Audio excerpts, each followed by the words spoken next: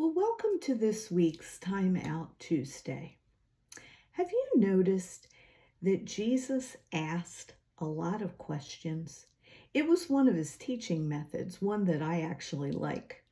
And one of the questions that Jesus put to his disciples was, "Who do you think that I am?" The context of his question is important.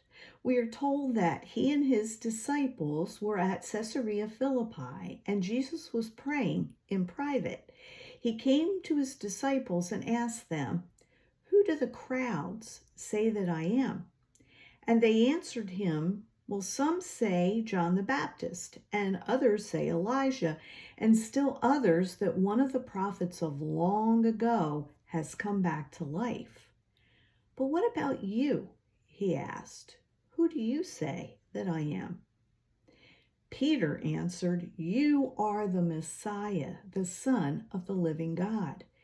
Now, Jesus obviously did not ask these questions because he did not know the answers. He knows all things, including what is on our minds.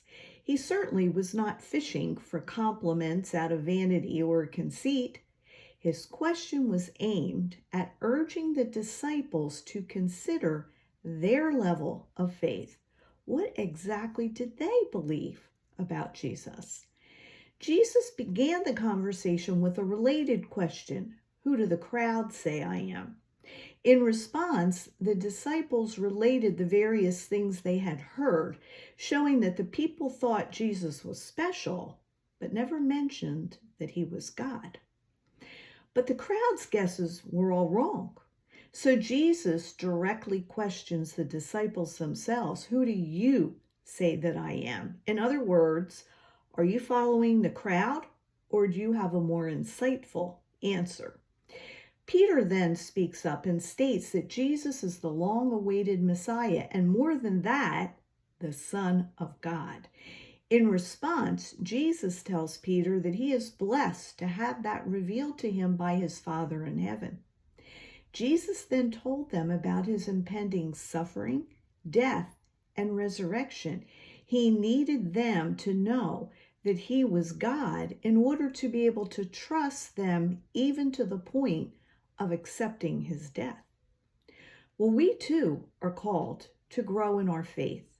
The more we know him through his word, through communicating with him in prayer, and through trusting him with our life, our faith will mature and grow. Do we think of him solely as a wise teacher, a good example, one of the prophets, or as Messiah and the Lord of our lives? Well, a good place to start is by answering the same question that he asked the disciples, but fill in your name instead. "Who do you say that I am, Kathy?" It's a very important and personal question. More important is your answer.